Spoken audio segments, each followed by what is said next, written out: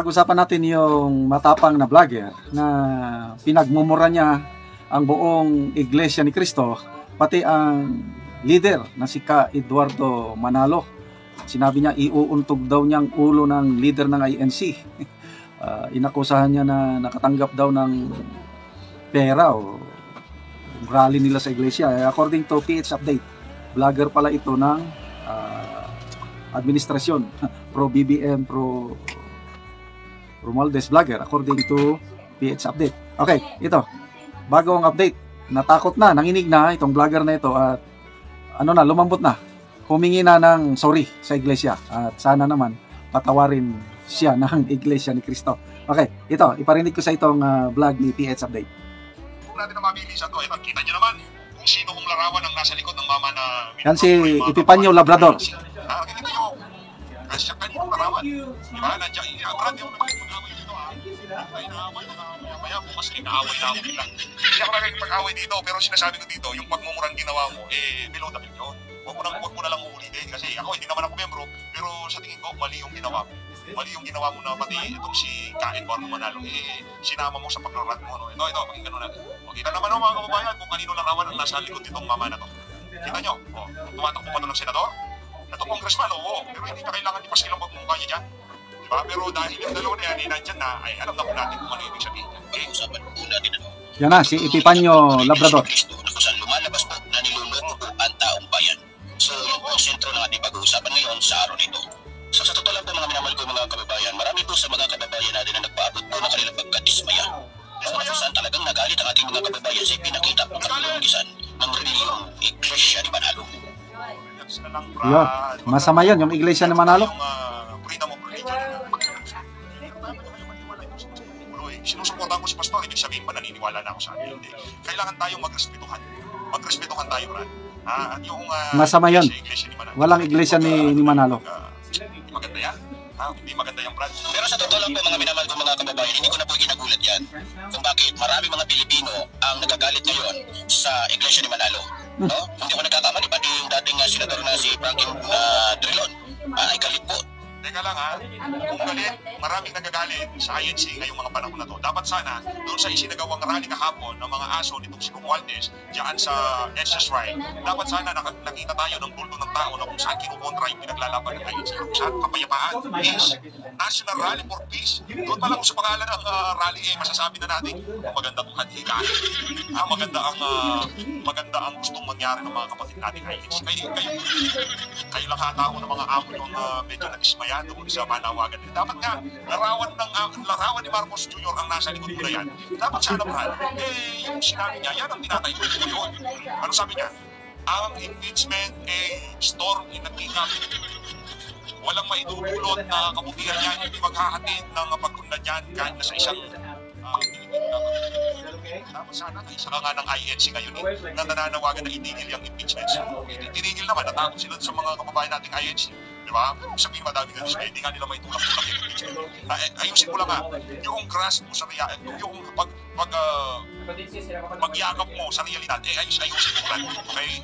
Ayusin mo yung pagyakap mo sa realidad para hindi mo alam ang nangyayari ngayong mga panahon na to. Kasi kung marami ang dismayado sa INC, sa ginawa nila. Nakikita natin ngayong mga panahon na to, nagtutuloy-tuloy ang impeachment. Pero ba sa ating mga nababalitaan, ayusin nyo, hindi ko natatapusin ito kasi medyo mahaba ka na pa.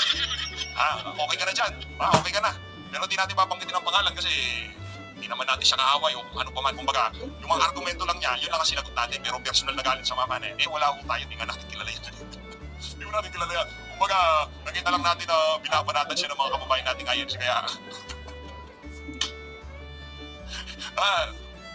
okay, so sa vlog na yan nabanggit ko na yung pangalan Epipanyo Labrador. Itong vlog niya na latest is hindi man daw kawalan ng kanyang pagkalalaki. Yung humingi siya ng sorry. Okay. So nag-sorry talaga siya at mabuti naman. At na-realize niya na mali yung ginawa niya. Okay? Ituloy natin.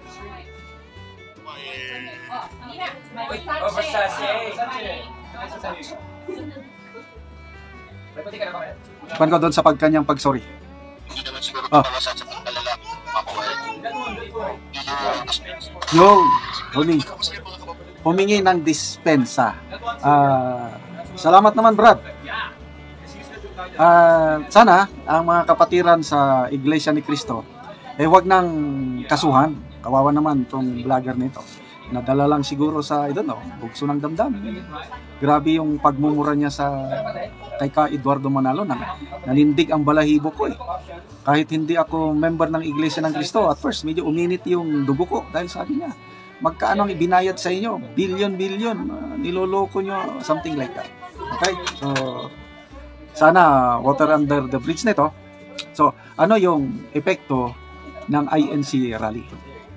Mismo si Secretary Juan Ponce Enrile, nag-post din siya ng kanyang opinion tungkol sa INC na parang binabatikos niya, minamaliit niya ang INC.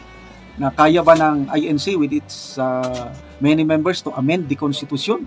Nako, maraming nag-react, hindi lang INC, hindi ordinary netizens, binabatikos si Secretary Juan Ponce Enrile at napilitang nagpaliwanag ang dating senador. At sabi niya, hanggang dyan na lang ang paliwanag ko. Sabi niya, I respect the INC, it's a freedom, may freedom of assembly, freedom of expression.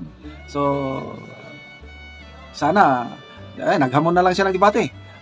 Kung sino ang walang nagmomonopoly ng katotohanan, just tell me, debate in any forum. Sabi niya, I'm ready. Anyway, ako, personally, pasalamat ako sa INC sa kanilang ginawang rally. Kasi walang masama sa ginawa ng INC dahil panawagan yun ng kapayapaan. Although, in a way, yung rally na yun, nag-benefit si VP Sara dahil for the meantime, hold in abeyance ang impeachment. Hindi mo na pag-usapan. Hihintayin na matapos ang election, which is a good temporary ceasefire.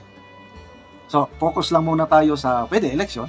Focus lang muna sa mahalagang problema ng bayan na dapat asikasuhin. Ito, inflation. Uupo na ang Trump administration bukas. Uupo na. What will happen? Apektado ba ang mamamayang Pilipino? Yes, apektado po tayo. Yung estimated 200 to 300,000 na TNT or undocumented OFWs natin. Nako, pababalikin sa Pilipinas. Daming pamilyang maapektuhan. Yung dollar, lalakas dahil very bullish ang US economy ngayon. Pag upo ni Trump, hihina ang peso. Lalong tataas ang presyo ng bilihin natin dito, inflation. So, yun po, ang paghandaan natin itong pag-upo ng Trump administration. At kalimutan muna natin yung impeachment after the election. Yan, tingnan natin. Tingin ko, itutuloy na nilang impeachment pagkatapos ng election.